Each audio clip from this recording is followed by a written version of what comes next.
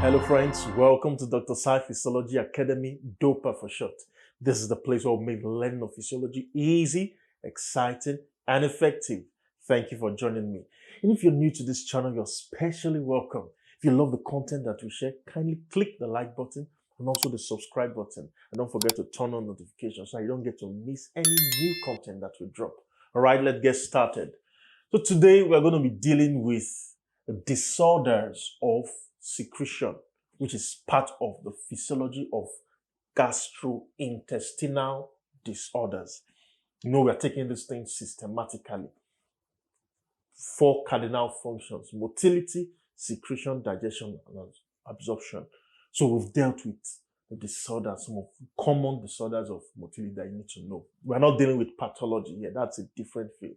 But we're just trying to relate how the functions that we've learned, how something can go wrong, especially the common things that we can really relate with.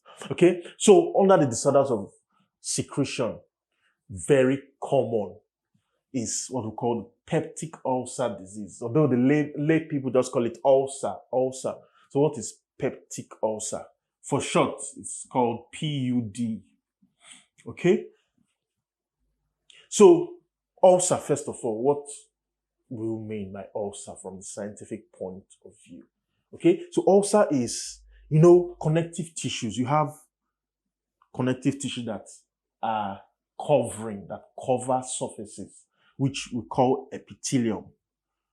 Okay, epithelium. So any discontinuity in the epithelium, as the surface of tissues, we call it a breach. When there's a breach in continuity, it is known as ulcer. Ulcer, that's a breach or discontinuity in an epithelium, which is a covering for tissues. So even if I have a cut here, let's say a knife cuts my skin, this is a covering. Okay, the skin is a covering. I have a cut here. It's called ulcer. All right, so ulcer is not the one that is common, the stomach. Oh, I have stomach ulcer. No, even when there's what would be, so an injury, a wound, it's called an ulcer. Okay, so it's a breach in continuity. Now, remember very vividly, we talked about the layers of the gastrointestinal system, the structure and the layers. Obviously, the surface of it, you have the epithelium, where you have the mucosa and all of that. So that mucosa is the innermost surface that covers the GIT.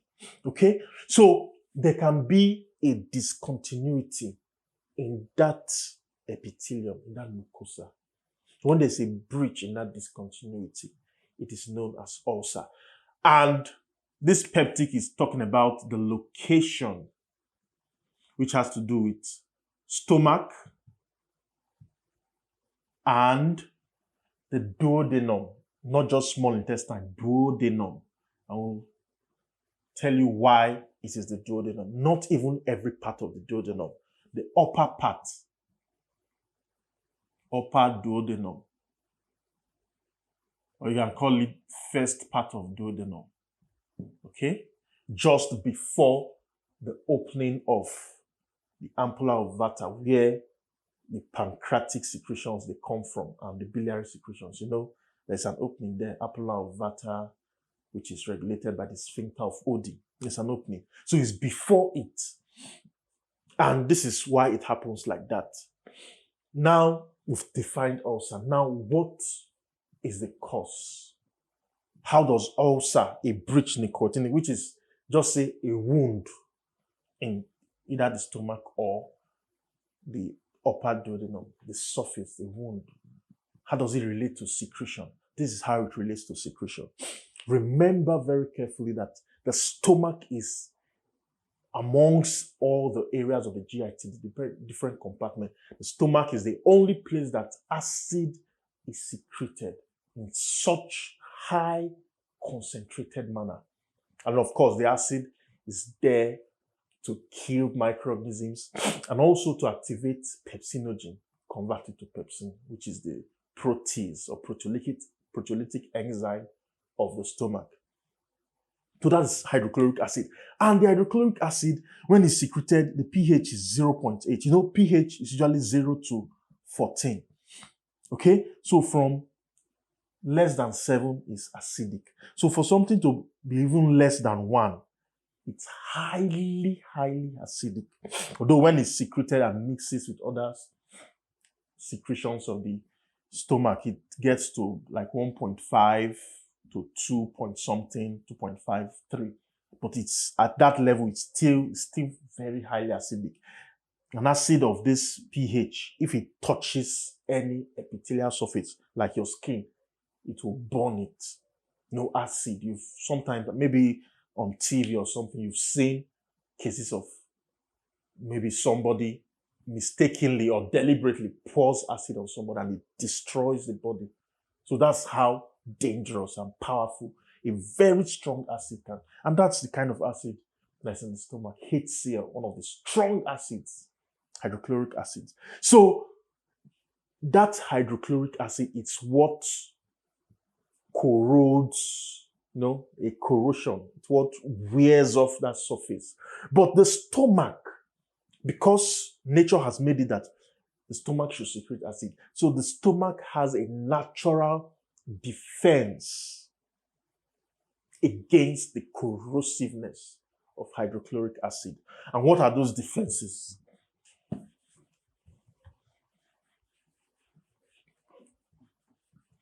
Okay.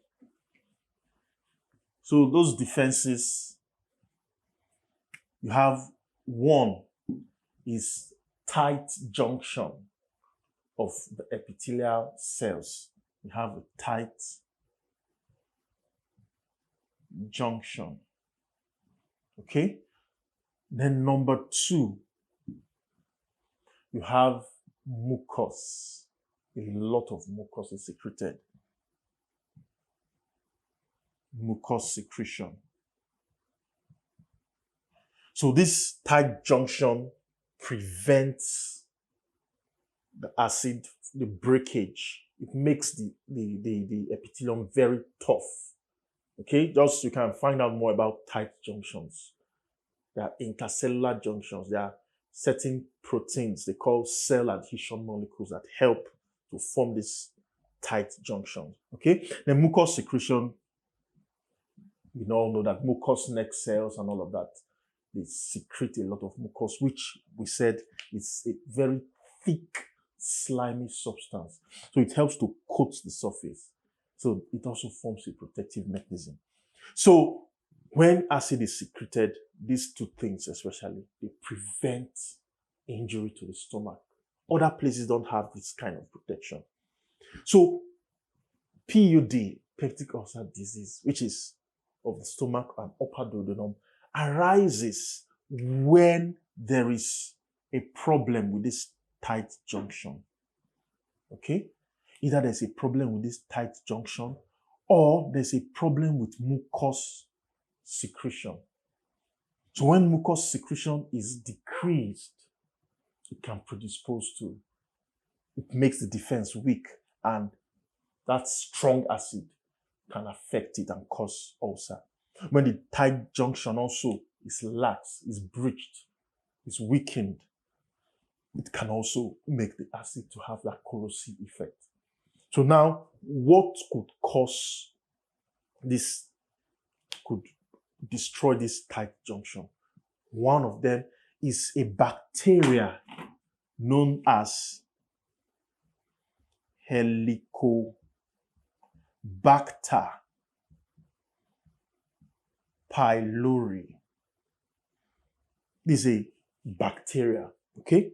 A microorganism that is found, and surprisingly, it's found in 50% of humans have this Helicobacter pylori in their stomach, 50%, but not 50% of humans have peptic ulcer. Okay, so somehow there is some genetic predisposition, okay, that makes some people more predisposed when they have this pylori, because up to 50% of humans, they have this Helicobacter, but it doesn't cause ulcer for them, okay? So there's still some genetic predisposition, but that's by the way. Now, this Helicobacter pylori, it secretes certain dangerous enzymes and toxins that can begin to destroy those cell adhesion molecules.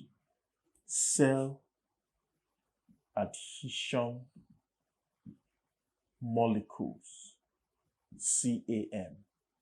Okay? Those cell adhesion molecules that form this tight junction, begin to destroy those molecules, and this tight junction is weakened. So that is how this bacteria helps to cause ulcer. So after destroying this thing, then the HCl now corrodes and causes ulcer.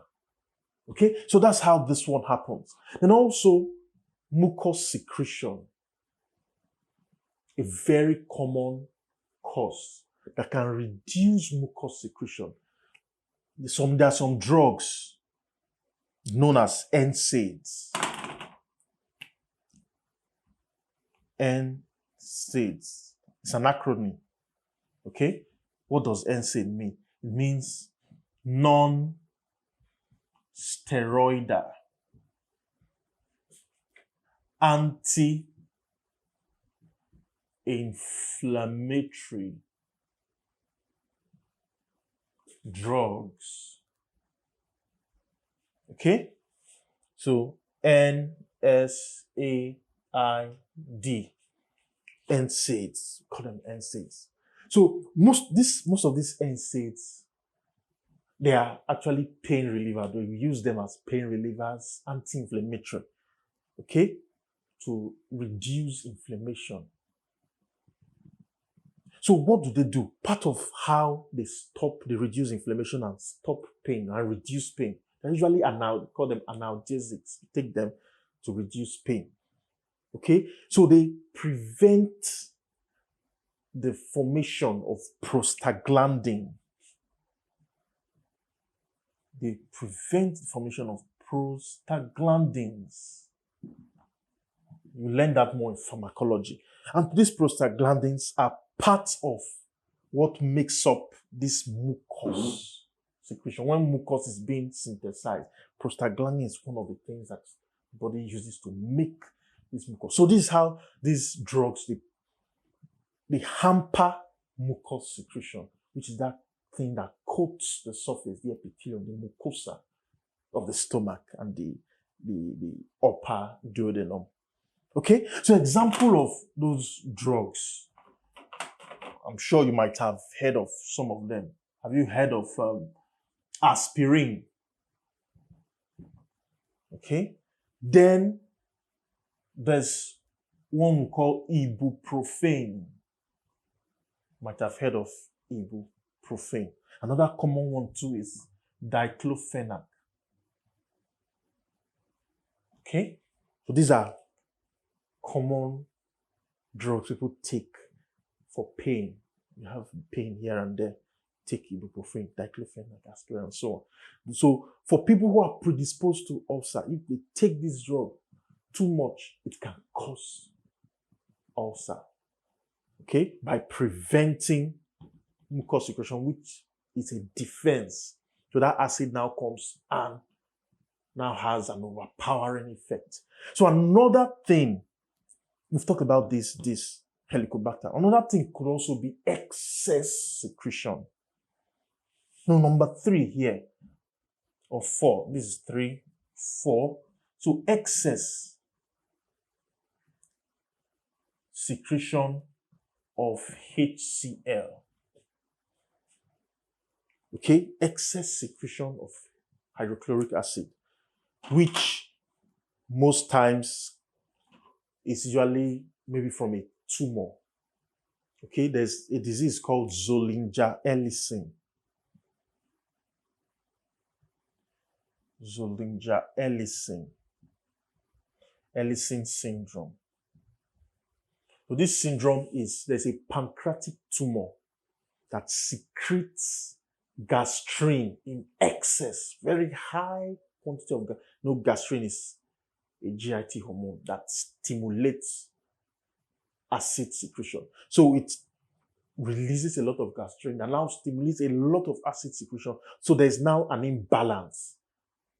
The acid is now so high, it now overpowers, even if there's nothing wrong with mucus secretion or tight junction. But because of the overpowering effect of the excess HCl, it now still leads to that corrosive effect.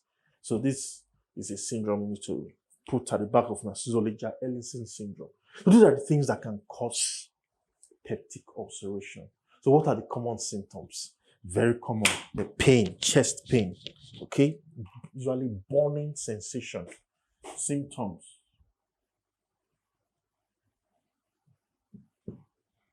Burning, epigastric, gastric pain, epigastric around this place. Okay, that's basically the symptom. All right? In some people too, you can have maybe vomiting,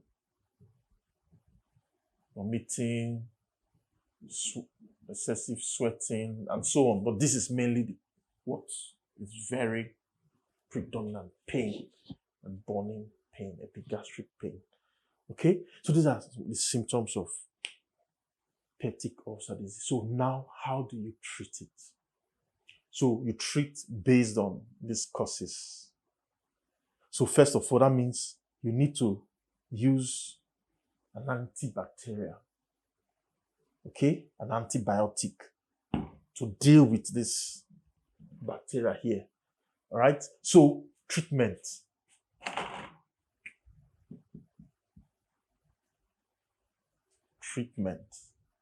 Can use antibiotics.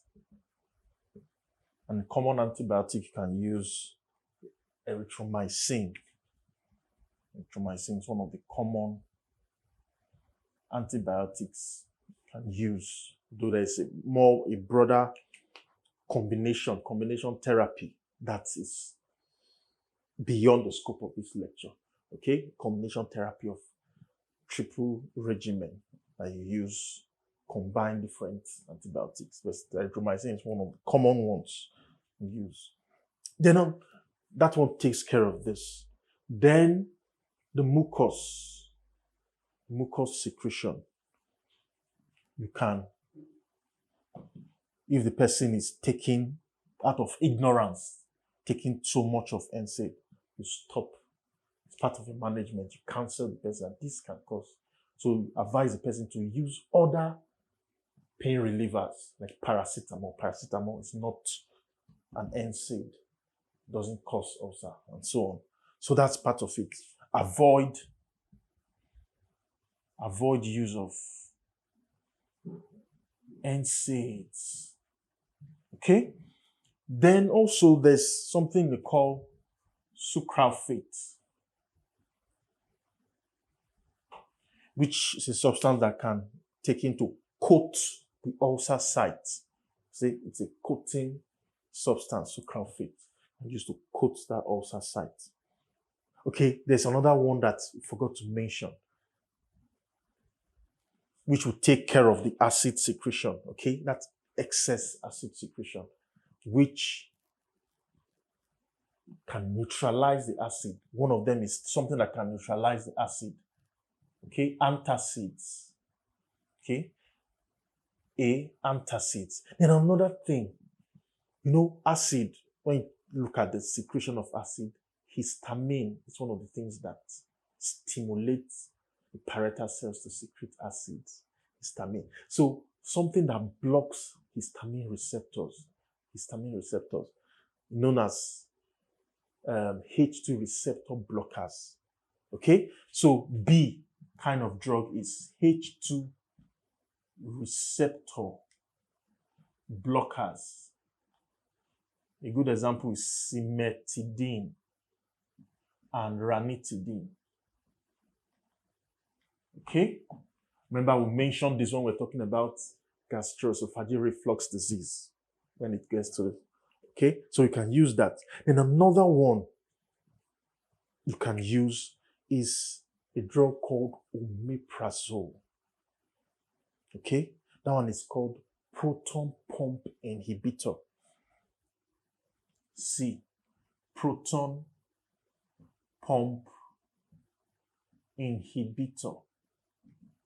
So that one inhibits the secretion, the proton pump, the secretion, hydrogen ion is secreted while potassium is taken inside, absorbed, the kind of exchange.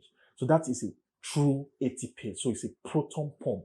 So that's this omeprazole, they inhibit the secretion of that H that will combine with chloride. Okay? So